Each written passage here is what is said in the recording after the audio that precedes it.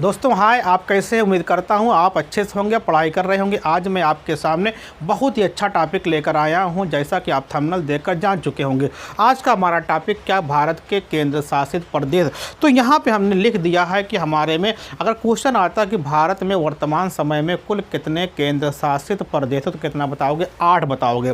तो ये बात की जाती है कि पहले हम लोग क्या जानते थे कि हमारे देश में कितने राज्य थे, पूर्ण राज्य कितने थे। पूर्ण राज्यों की संख्या 29 थी और जो केंद्र वाले थे वो कितने थे? 7 थे। तो मिला के क्या होता? 36 हो गया। लेकिन क्या होता है कि 5 अगस्त 2019 को जब पार्लियामेंट में, लोकसभा में 370 को समाप्त करने के लिए एक बिल आता है और पास हो जाता, 370 की धारा समाप्त हो जाती है। इसके बाद फिर क्या होता है कि जो 370 को समाप्त कहाँ से करते हैं? जम्मू कश्मीर से करते हैं। इसके बाद फिर क्या होता है कि 2 नवंबर 2019 को फिर क्या आता है कि जम्मू और कश्मीर का पुनर्गठन अधिनियम आता है। इस जम्मू और कश्मीर का पुनर्गठन अधिनियम के द्वारा जम्मू कश्मीर जो अभी तक एक पूर्ण राज्य हुआ करता था, कंप्लीट स्टेट हुआ करता था, अब उनको क्या किया गया? दो केंद्र शासित प्रदेशों में बांट दिया गया। ऊपर वाला क्या आपका है कि लद्दाख में बांट दिया गया, ये लद्दाख है। नीचे वाला क्या है? जे एंड जम्मू कश्मीर, दोनों क्या है? केंद्र शासित प्रदेश है। अब यहाँ पे आते हैं, जब कश्मीर को ख़त्म किया गया तो क्या हुआ कि यहाँ पे एक माइनस कर देंगे। अब कितना हमारे हो गया? तो राज्य कितने हो गए? 28 हो गए। और जो इसको ख़त्म किया गया तो 2 केंद्र शासित प्रदेश बनाए गए। अब कितना हो गया हमारे पास? कितना हो गया? 9 हो गया। इसको अगर जोड़ेंगे हमारे पास कितना हो गया? इस समय तक हमको 37 केंद्र शासित प्रदेश और पूर्ण राज्य को मिलाकर यहाँ पर क्या हो गया कि 37 राज्य कुल हो गए। लेकिन इसके बाद फिर क्या होता है कि इस केंद्र शासित प्रदेश की संख्या को लेकर एक बार फिर क्या होता है कि भूचाल आता है और इसकी संख्या में पूरे तरीके से परिवर्तन होता है। अब वो संख्या में कैसे परिवर्तन होता है हम उसको अभी बाद में देखेंगे।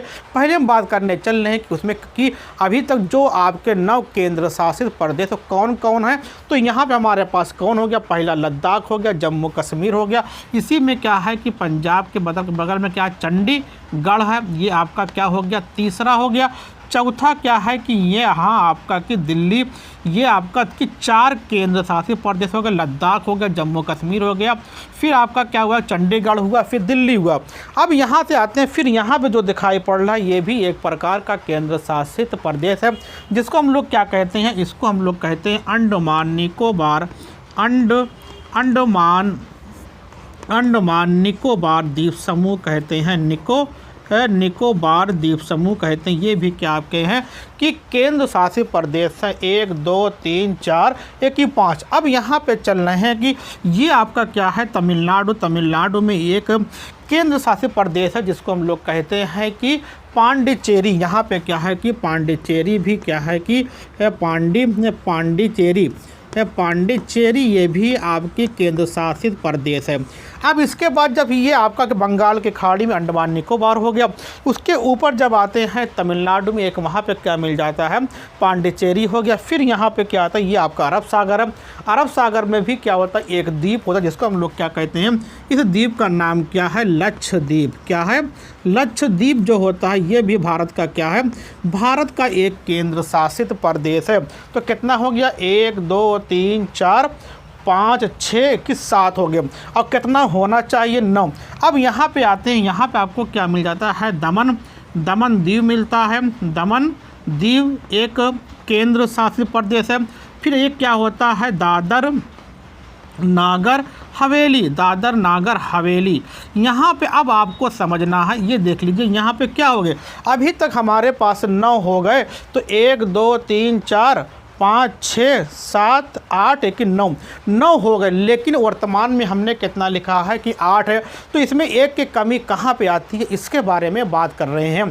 तो देखिए दोस्तों, बहुत आसानी से आपको समझना है, क्योंकि क्या होता है कि 26, यहाँ हमने क्या लिखा है 27 लिखा, यहाँ पे 3 दिसंबर लिखा।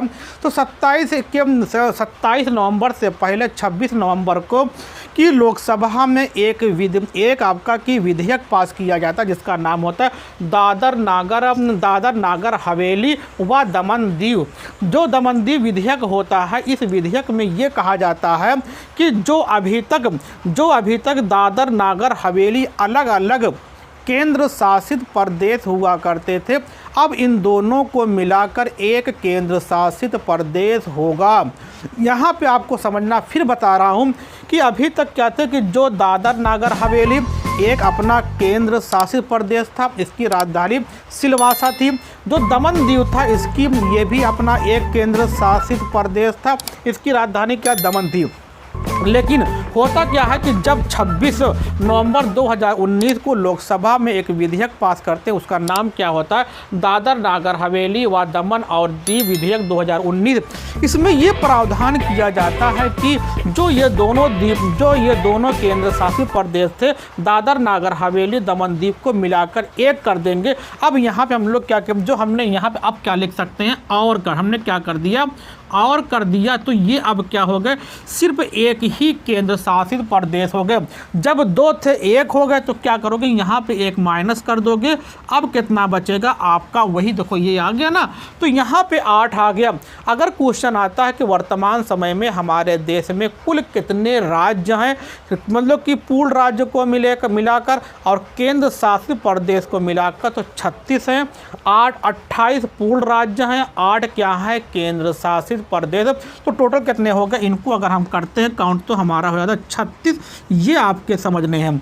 अब क्या होता है कि इसको जो ये दादर नागर हवेली व दमन दीव विधेयक होता है 2019 में, ये लोकसभा में कब पेश करते हैं 26 नवंबर 2019 को। फिर क्या होता है, उसके एक दिन बाद क्या होता है, लोकसभा में ये पास हो जाता है। लोकसभा में पास होने के बाद फिर ये पहुंच जाता है राज्यसभा में। राज्यसभा में भी क्या होता है कि 3 दिसंबर 2019 को वहाँ पर भी पास हो जाता है। उसके बाद फिर क्या होता है, राष्ट्रपति की मोहर लग जाती है और दोनों को मिलाकर क्या हो जाते हैं, एक केंद्र शासित प्रदेश बन जाते हैं। अब यहाँ पे क्वेश्चन ये आ सकता है आएगा।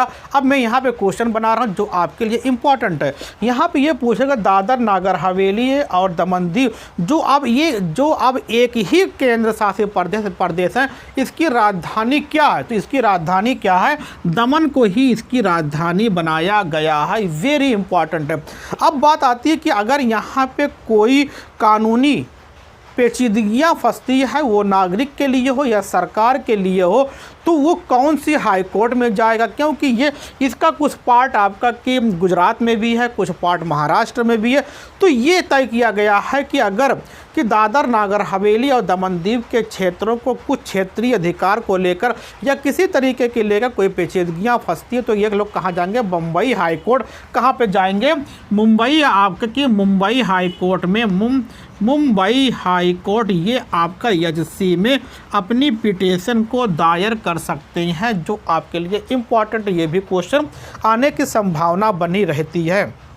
तो अब यहाँ पे ये एक चीज़ ये हो गया। अब बात ये की जाती है कि जब हमारा लद्दाख बन गया, जम्मू कश्मीर बन गया, यहाँ से भी आपके क्वेश्चन आते हैं। अगर आप पूछता है कि केंद्र शासित प्रदेशों में सबसे ज़्यादा क्षेत्रफल किसका है, तो लद्दाख का है। किसका है, सबसे ज़्यादा क्षेत्रफल किसका है, लद्दाख का है।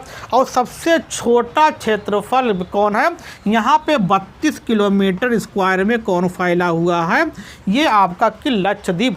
तो सबसे बड़ा केंद्र शासित प्रदेश अब कौन हो गया, लद्दाख हो गया। सबसे छोटा कौन है, लक्षद्वीप ही होगा।